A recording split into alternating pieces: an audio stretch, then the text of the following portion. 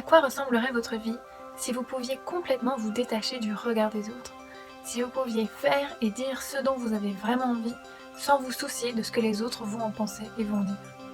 C'est parce que je me suis posé à un moment donné dans ma vie cette question que j'ai été capable ensuite de pouvoir accompagner des gens en coaching et d'être là aujourd'hui devant vous en train de vous tourner cette vidéo. Alors si vous aussi vous avez envie de progresser par rapport au regard des autres, je vous partage ici 3 conseils concrets et pratiques pour pouvoir progressivement vous en détacher. Le premier conseil, c'est d'apprendre à bien se connaître soi-même. Pourquoi? Parce que quand on ne se connaît pas, on va agir en fonction de ce qu'on pense que les autres attendent de nous. Et on va laisser ce que les autres disent de nous impacter, nous toucher et définir qui on est.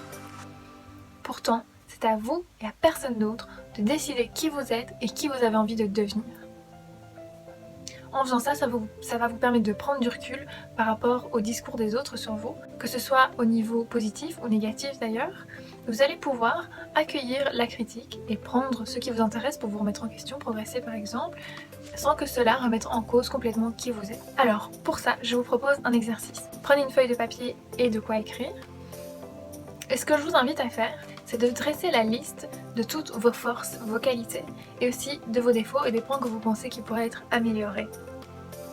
Prenez vraiment le temps de faire cet exercice. Pour aller plus loin, vous pouvez prendre les défauts que vous avez notés et aller chercher en quoi ces défauts sont aussi des forces et qu'est-ce que ça vous apporte à vous et aussi aux autres. Donc, mettez cette vidéo en pause pour faire l'exercice ou si vous préférez, regardez-la jusqu'au bout et puis faites-le juste après. Ne vous contentez pas juste d'écouter et de vous dire « ok, je le sais », mais vraiment faites-le. La deuxième chose, c'est d'accepter que vous n'êtes pas parfait. Vous êtes un être humain comme tout le monde et donc comme le reflète votre liste, vous avez des forces et vous avez des faiblesses et ça fait partie de vous. Souvent quand on a peur du regard des autres, en fait on a juste envie de montrer que ses bons côtés, de se montrer invulnérable, de montrer les choses qu'on sait faire, de se montrer quand on est confiant, etc. Mais en fait c'est une illusion, personne n'est comme ça. Personne n'est 100% confiant 24 heures sur 24, 7 jours sur 7, personne n'est tout le temps de bonne humeur, etc. On a tous nos moments où c'est plus compliqué, on a tous nos défauts. Et c'est ça qui fait de nous finalement des êtres humains qui nous rend uniques et particuliers. Donc soyez vous-même parce que c'est en étant vous que vous allez pouvoir déjà être apprécié pour qui vous êtes vraiment, mais aussi que vous allez pouvoir inspirer d'autres personnes. Donc pour ça je vous invite maintenant comme exercice à noter à la suite de votre liste les moments où vous avez été inspiré par quelqu'un parce qu'il faisait une erreur, parce qu'il s'est montré vulnérable, parce qu'il n'a pas été parfait.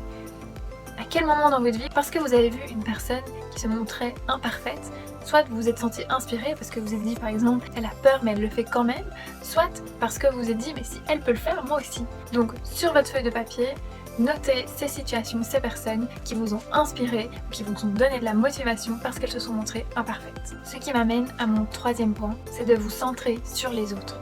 Quand on a peur de faire quelque chose à cause du regard des autres, on est centré sur soi.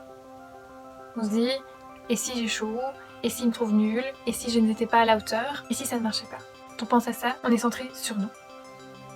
Si on prend le temps d'arrêter un peu de penser à nous, et de penser aux autres, et à ce qu'on pourrait leur apporter, ça change tout. Si vous ne deviez retenir qu'une seule chose de cette vidéo, pour moi ce serait ça. Si vous avez peur de faire quelque chose, à cause du regard des autres, arrêtez de penser à vous, pensez aux autres. Pensez à ce que vous pouvez leur apporter. Vous ne savez pas l'impact que vous pouvez avoir sur quelqu'un. Même si c'est une seule personne. Ça pourrait inspirer quelqu'un de votre famille, de votre entourage, un ami, peu importe. Le fait que vous le fassiez, et que vous le fassiez en étant vous, en étant imparfait, ça va sûrement inspirer au moins une personne.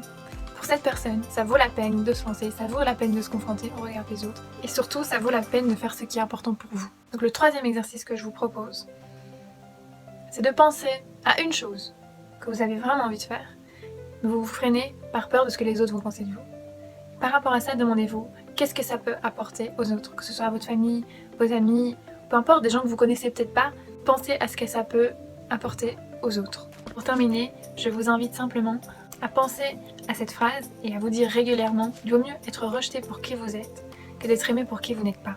Quoi que vous fassiez de toute façon, il y aura toujours des gens pour apprécier et pour ne pas aimer ce que vous faites. Alors soyez vous, faites ce qui est important pour vous, soyez qui vous êtes, je suis sûre que le monde en a besoin.